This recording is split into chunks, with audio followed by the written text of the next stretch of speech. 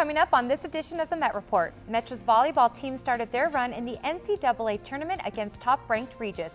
Did they get the upset? And take a look at one cool place right here in Denver that could have you more than a mile high. This and more coming up on the Met Report.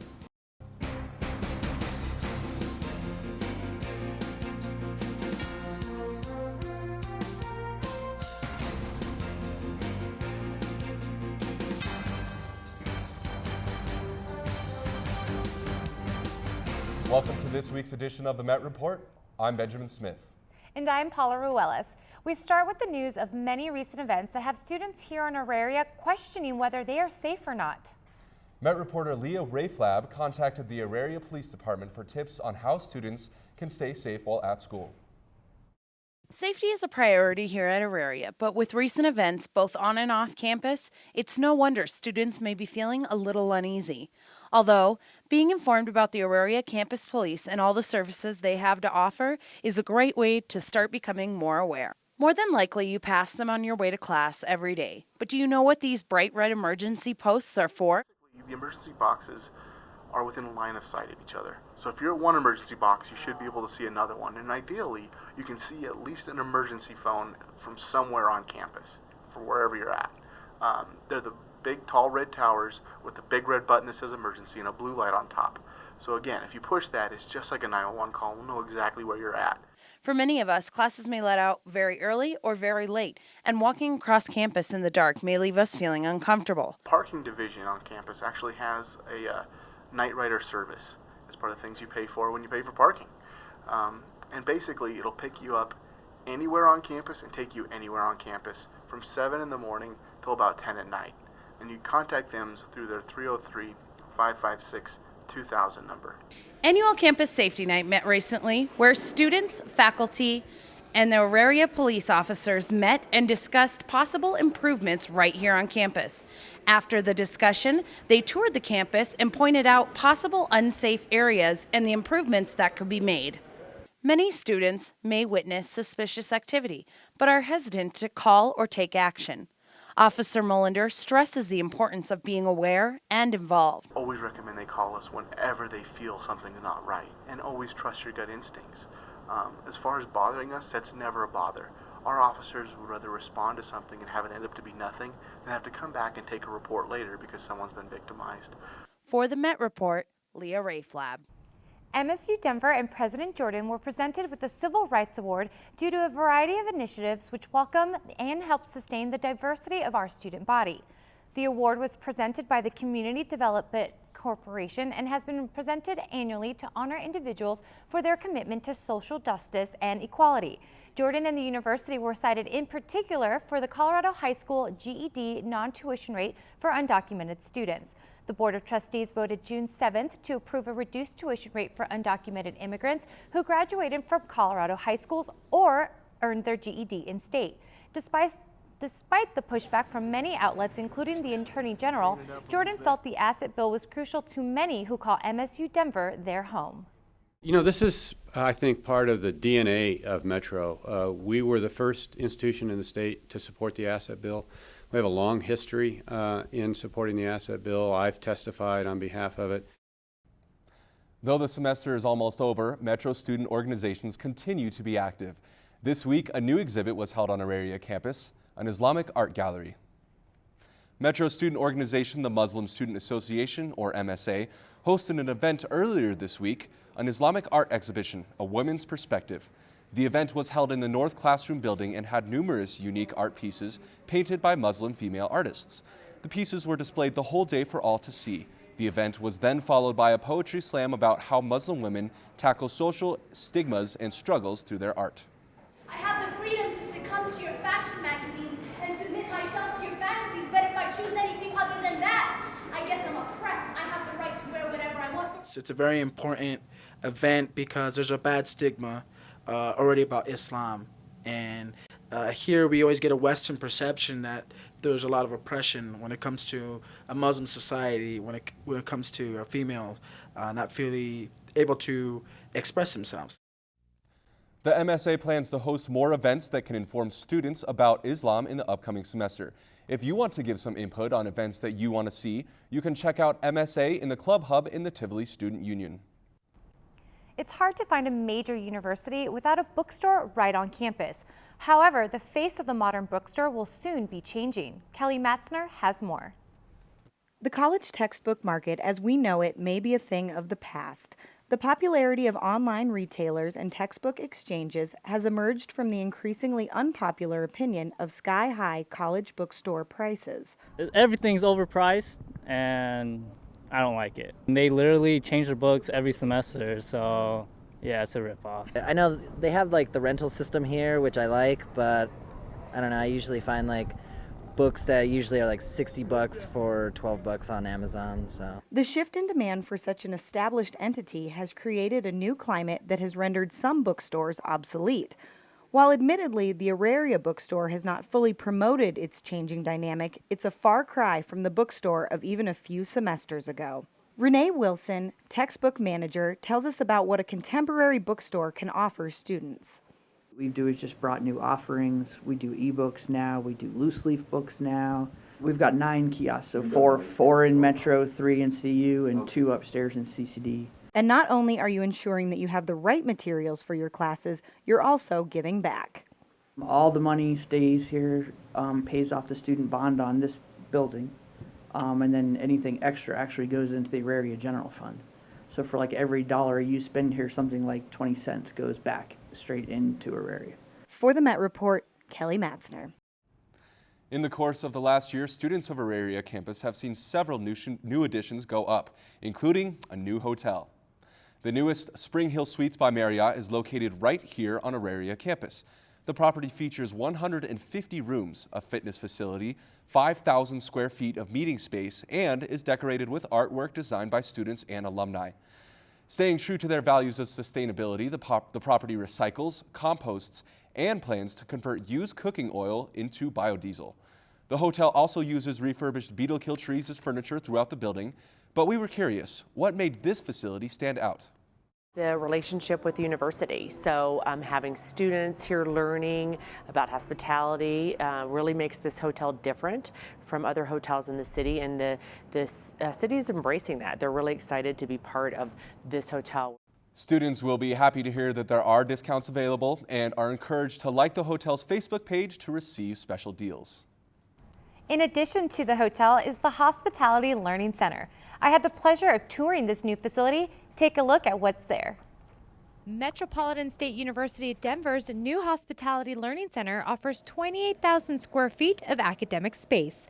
Some of the cool features include a sensory analysis lab for the wine tasting classes that are offered. It has a dedicated lighting system and a dedicated heating, ventilation, and air conditioning system, so it does not affect the odors and the flavors when we're tasting wines and food. Students will also get to enjoy a fully functioning restaurant and a state-of-the-art kitchen that will enhance their learning experience. We want to make sure that our students are well versed in the exact pieces of equipment that they're going to find in the industry. The facility will provide an experiential level of education unmet by other schools in the Rocky Mountain West region and will give MSU Denver students a competitive edge over others.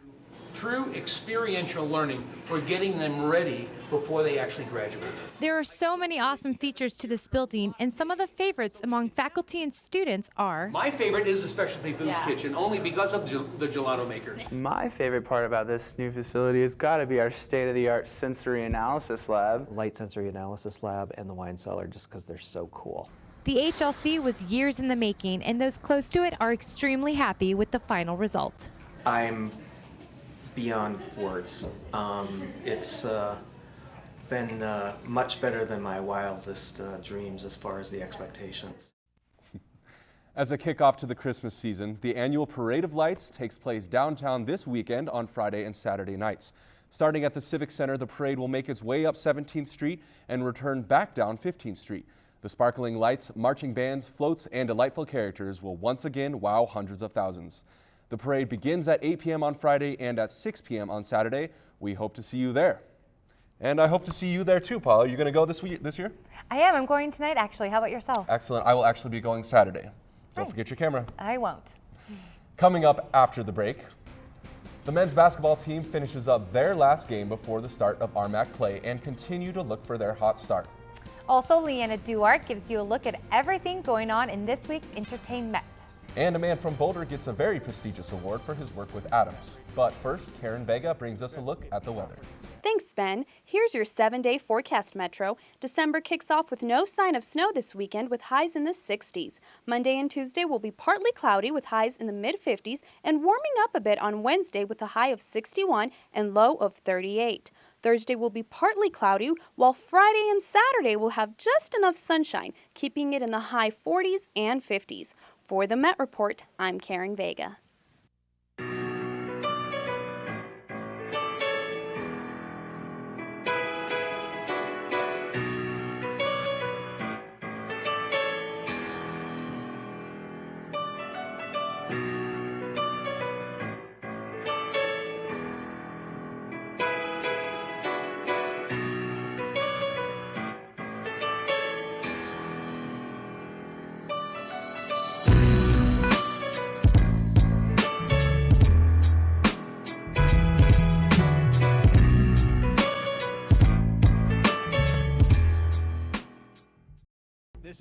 The search is on for the country's newest multimillionaires. 2 tickets were bought that matched all 6 numbers of the record Powerball for $588 million. One of the tickets was sold at a convenience store in Dearborn, Missouri. Officials say that the other ticket was sold at a food store in Fountain Hills, Arizona, a suburb of Phoenix. There are an additional 8 million players who won smaller prizes, 60 of whom won a $1 million prize for matching 5 numbers. So make sure to double check your tickets to see if you could be a winner. If you are, you have 180 days to claim your prize. In an interview with Egyptian state television on Thursday night, President Mohamed Morsi asserted that last week's controversial declaration was meant to achieve the needs and objectives of Egypt's current transitional stage. But political upheaval shows no signs of easing. Protests have been continuing into the nights in Cairo's Tahrir Square, where demonstrators are demanding President Morsi rescind the decree to extend his powers. Tens of thousands have packed the square in mostly peaceful demonstrations, but at one point police fired tear gas at the protesters. 116 people are reportedly injured, with 1 dead in protests that have occurred throughout the country. As 2013 approaches, there are many concerns regarding the fiscal cliff that is looming. The fiscal cliff is in regards to the terms of the 2011 Budget Control Act that will go into effect midnight on December 31st. These terms include government spending cuts and the expiration of tax breaks. The concern is that while it may reduce the national deficit, in the long run it could affect the already shaky economy. Experts predict that this could result in reduced household income, an increase in unemployment, as well as an overall drop in gross domestic product, all warning signs of another recession. While Congress has had discussions about how to avoid the cliff, an agreement has not yet been reached. This Sunday will be a festive day in Denver as it's time for the annual Red Ball. The Red Ball is a hip and cutting-edge runway experience to raise awareness for World AIDS Day and to support Denver, Colorado AIDS Project. The event is an ultra-chic signature event of Denver, Colorado AIDS Project that blends high-end fashion from a number of local designers, innovative and outrageous hairstyles from over a dozen local salons, and exquisite makeup artistry to produce an evening of style and flair unlike any other. The event takes place at the Exto Event Center, and funds raised at Red Ball support services provided by Denver, Colorado AIDS Project. For more information, visit www.redballdenver.org.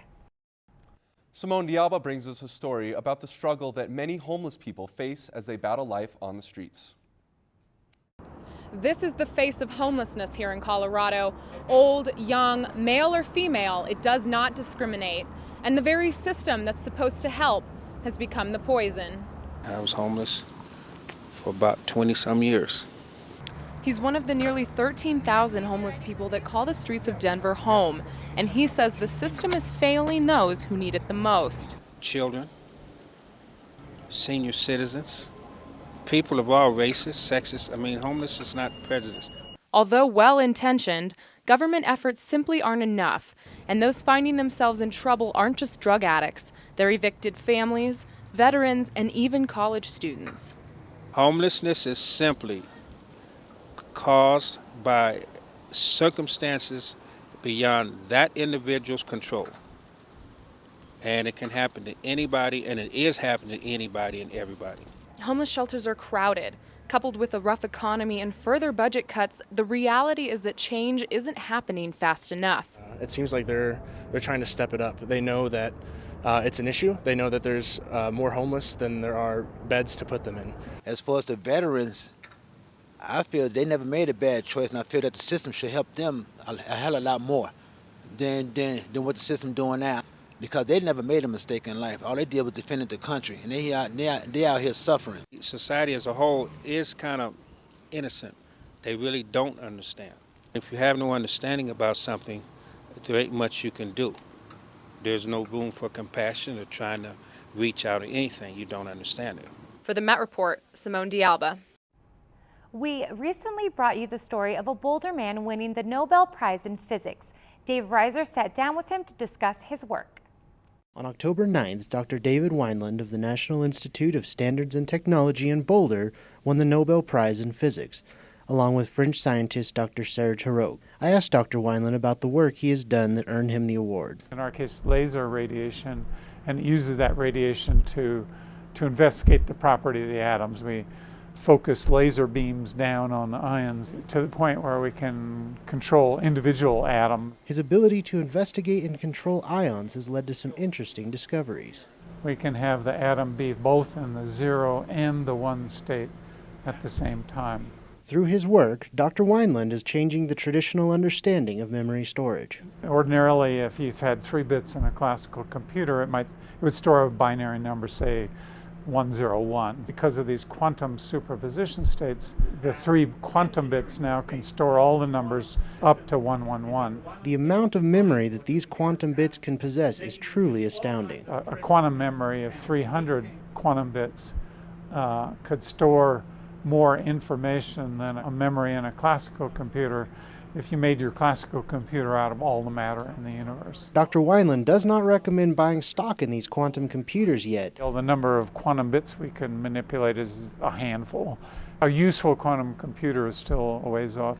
For the Met Report, I'm Dave Reiser. Now we get to answer the Met Report's biggest question. Where is Jeffrey? Luckily, it didn't take too long to find him. Let's see where he turned up. Thanks, Paula. I'm down here in Lone Tree, Colorado at the Sky Venture Colorado Indoor Skydiving Facility, where I'm about ready to do what this guy's doing. So come on, I'll show you how it works. But before I get to jump in, all new flyers must attend class. Your group's assigned instructor will teach basic signals and the do's and don'ts while inside. 3 minutes in the wind tunnel is equivalent to about 4 skydives worth of actual freefall time. After class, it's time to suit up. The facility provides all the gear you need to get started. Once geared up, it's time for me to earn my wings. If I can keep balanced. It doesn't take long to get the hang of it, more or less. As long as you pay attention to your instructor, you are guaranteed to soar. And watch those first few steps out of the tunnel. With winds gusting over 120 miles an hour, it can leave many a little aired out.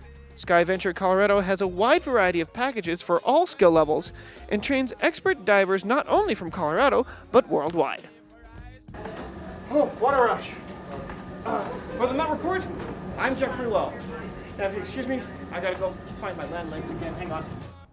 Sky Venture Colorado has gift cards available for the holidays starting at $69. For information about other rates and packages, visit skyventurecolorado.com or call the number on your screen.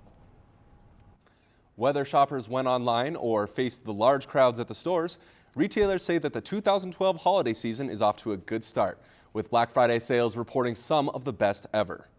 According to a survey conducted for the National Retail Federation, more than $59 billion in sales were processed from Thursday through Saturday. This is an increase of $6.6 billion from last year. This year's success is due largely in part to more online sales and more stores opening as early as 8 p.m. on Thanksgiving. Traditional consumers became more tech-savvy this year and took advantage of Cyber Monday sales, making it perhaps the busiest e-commerce day to date. Boy, I sure can't wait for Christmas, but you know what? Instead of getting something online or going to Walmart or Target, I think I want to get a gift card from Sky Venture Colorado. Me too. You know, that place is actually just down the street from where I live, and I have not been yet, and I really want to go. It's perfect for you. It is. After the break, Kevin Hall joins us to tell you how the women's basketball team did on the road. And LeeAnna Duarte joins us to get you updated on everything going on in Hollywood for EntertainMET. The Met Report is brought to you today in part by Health Center at Auraria, making health convenient on your campus. Did you know you can get health tips, resources, and warnings from the Health Center in multiple ways? The Health Center provides Student Health 101, an electronic magazine at msudenver.edu/healthcenter. real-time updates at Auraria CT Health on Twitter and information at Health Center at Auraria on Facebook. Look out, everyone. LeeAnna Duarte is here to get you updated on all the craziness in Hollywood. LeeAnna, what's going on? Hey Metro, welcome to this week's edition of EntertainMET. I'm LeeAnna Duarte and I'm here to bring you the latest juicy gossip from the Mile High to the streets of Hollywood. I have some exciting news for all of you who love Boy Meets World as much as I do. There is going to be a sequel, and it's official. Ben Savage and Danielle Fishel have signed on for Girl Meets World. While they are both returning to their original roles, the show will focus on the couple's 13-year-old daughter, Riley, and casting for the part is still underway. However, sadly, Ryder Strong, who played Sean Hunter on Boy Meets World, at this point has no official involvement. I don't know about you guys, but I'm so excited to see what personality Corey and Topanga's daughter will have. So I know you all remember the heat Britney Spears took when she was seen driving, holding her son instead of him being in a car seat. Well, now she's not the only celeb to make that mistake. Kelsey Grammer's 4-month-old baby dangerously rides in vehicles without a car seat, and it was all caught on tape. Kelsey and his wife Kate arrived at LAX this week with daughter Faith and got into a chauffeured SUV, even though there was no car seat. Kate seatbelted herself in the car and held the baby against her chest while the car took off, which is a violation of California car seat law. What part of click it or ticket don't these moms understand? Apparently, to them, the law doesn't apply to infants. Kelsey's rep claimed there was a car seat in the vehicle, but you clearly can see that in the video, there is none. However, Kelsey claims he and his wife did secure the baby in a car seat before they left LAX. Cool. So a car seat magically appeared. Smart move, bro. Now it wouldn't be entertainment if we didn't talk about Cat Williams' latest police chase or the love Lindsay Lohan has for handcuffs. Cat Williams treated police to a game of cat and mouse through the streets of Sacramento on Sunday and even drove on the wrong side of the road in the process.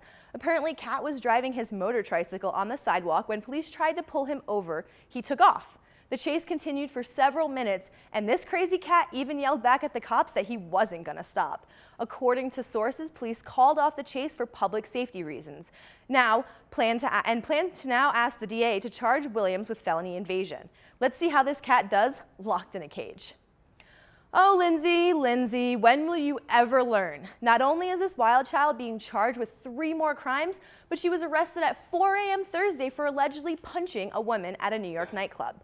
But before we get into her latest outburst, let me fill you in on the new charges Miss Lohan will be facing.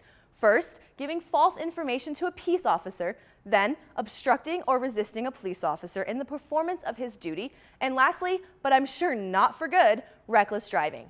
Now, these new charges are all in connection with her car accident last June on Pacific Coast Highway in Santa Monica. After ramming her Porsche into a big rig, she lied to cops, telling them she was the passenger in the car when in fact, she was the driver. What a hot mess. The real icing on the cake was when Lindsay punched a woman in the face over Max George, who is from the boy band The Wanted, at a New York City nightclub early Thursday morning. And sources say Max was turned off by the fact that Lindsay was a sloppy drunk inside the club and started talking to another woman, which made Lindsay real mad. Really, Max? Since when has Lilo presented herself in a classy way at a club? Ironically, Max moved on from both Lindsay and the other woman and went home with another girl instead, and Lindsay ended up in handcuffs. Apparently this week is just full of celebrity breakdowns. Earlier this week, Angus T. Jones, who plays Jake on 2.5 Men, was seen on an internet video pleading to his fans to stop watching the hit sitcom because it's nothing but filth. Jones, who makes $350,000 an episode, was featured in a new video for the Forerunner Christian Church. But before I show you for yourself, Jones did release a statement saying, and I quote, "I apologize if my remarks reflect me showing indifference to and disrespect of my colleagues, and lack of appreciation, the extraordinary opportunity which I have been blessed. I never intended that."